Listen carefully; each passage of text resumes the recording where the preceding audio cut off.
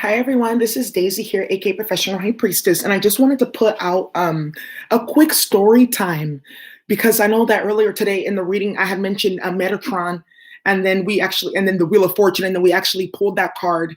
And I know for some people, the even the whole concept of Metatron is very it's problematic because there's a lot of if Metatron is of a low vibrational energy, fallen angel, or if it's a high vibrational aspect of sacred geometry, right? And the high vibrational angels. Now, my thing is this, also too, because my thing is you have to realize that a lot of these pantheons too, they existed within the Sibyl culture and the matriarchal culture, right?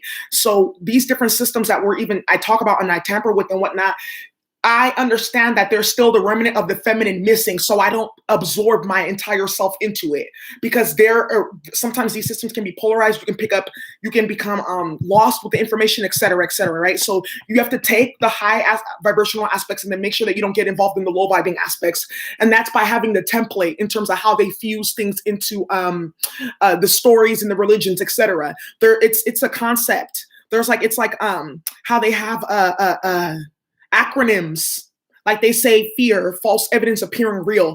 These stories need to be broken down within a specific type of acronym so you can understand what they're really saying and how to find more information so you don't get lost, right? So with the concept of Metatron we were talking about earlier, I don't know if you guys know the story of Metatron. I feel like it was synchronistic that it came up because Metatron was the angel that God chose to speak for them on planet Earth, according to the Kabbalah and their stories and things like that. Metatron was persecuted, and he was even at one point cast out by the four priests who enter Pardes. So these four different priests, kind of similar to like the three wise men in a way, they came and they visited, and some of them were casting judgment upon Metatron. Now there was one specific priest that went into something that was similar to black magic against Metatron, was speaking against their name, was saying that Metatron is not God's angel, they're this, they're that. What ended up happening is when Metatron came out of the persecution and finally rose up as the true speaker, that priest was cast out permanently, and they were cast out into a very low vibrational existence, what they call hell. That's where the whole kind of concept came from. It came from the priests themselves casting false judgment and bearing false witness against Metatron. That's how the priest found their downfall. It's called the story, the four who entered Pardes.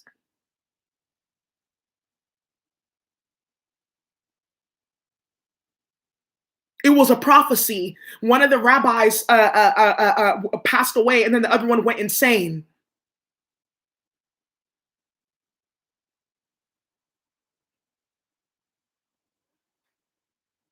They experienced their downfall because there's something called the three major pitfalls in Kabbalah, and it was the specific priest. He committed all three of them against Metatron, and that's what it took to banish him to limbo. And it's this kind of this concept of reprobate, where you get banished to a state where you cannot come back to the kingdom of the Most High.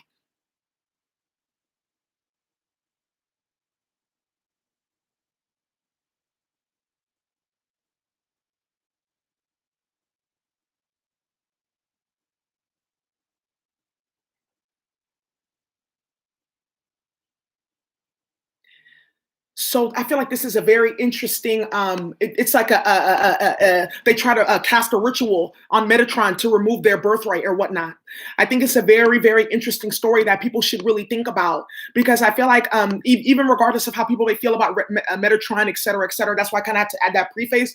The story is still an allegory that a lot of people can listen to and hear and help themselves and help themselves.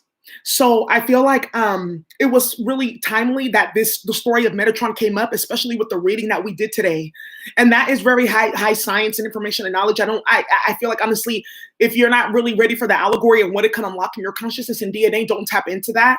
But I feel like with everything we were talking about earlier in the quick channeled message in regards to they've been banished and cast out, it's like these karmics are bearing false witness against you, but you were chosen, by the Most High. And because they committed those acts of witchcraft against you, treachery or whatnot, they got banished to forever be losing their mind. But these are people who fell from the priestcraft. So it's like they descended into a very, very low abysmal state by tampering with someone who they consider to be lesser than them.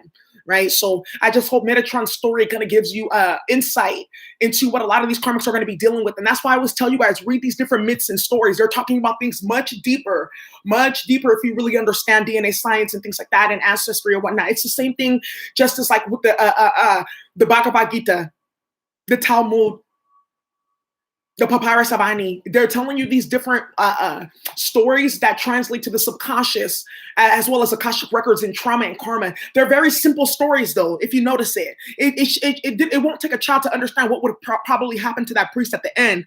But it's unfortunate that we have to bring these ancient stories back and keep on reaming them into the consciousness of people because they don't understand and they do low-vibing stuff. So I hope you guys enjoy.